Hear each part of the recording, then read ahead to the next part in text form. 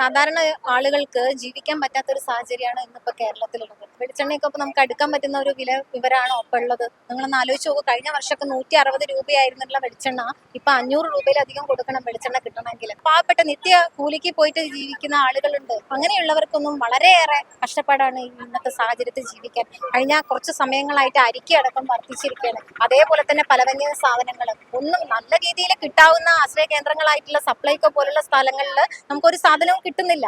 അപ്പൊ ഇങ്ങനെയുള്ള ഒരു മിതമായ നിരക്കിൽ നമുക്ക് സാധനങ്ങളൊന്നും കിട്ടാത്തൊരവസ്ഥ, നല്ല സാധനങ്ങൾ കിട്ടാനില്ല.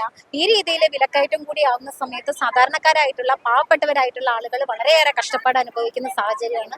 വിലക്കയറ്റം മാത്രമല്ല, ഇനി ഒരു ഹോസ്പിറ്റലിൽ പോയാൽ, ഒരു സ്കൂളിൽ പോയിട്ടുണ്ടെങ്കിൽ, റോഡിൽ കൂടെ നടന്നു പോകുമ്പോൾ ഏത് മേഖലകൾ നമ്മൾ എടുത്ത് പരിശോധിക്കുമ്പോഴും നമുക്ക് കാണാൻ സാധിക്കുന്നത് കേരളം അമ്പേ പരാജയമാണെന്ന്. കാരണം കേരളം ഇതുവരെ മാറി മാറി ഭരിച്ചിട്ടുള്ള ഇടതിന്റെയും വലതിന്റെയും ഭരണ പ്രഹസനമാണ് ഇന്ന് കേരളത്തിൽ കണ്ടുകൊണ്ടിരിക്കുന്നത്. സാധാരണക്കാരായ ആളുകൾ പോലും കൊടുക്കുന്ന നികുതി പണം ഉപയോഗിച്ച് ഇവിടുത്തെ രാഷ്ട്രീയ നേതൃത്വങ്ങൾ വിദേശത്ത് പോകുന്നു. അവരുടെ ലക്ഷക്കണക്കിനുള്ള കണ്ണടകൾ വാങ്ങുന്നു. അവർ ചായ കുടിക്കാൻ ബില്ലെഴുതി വാങ്ങുന്നത് 50,000 60,000 രൂപ.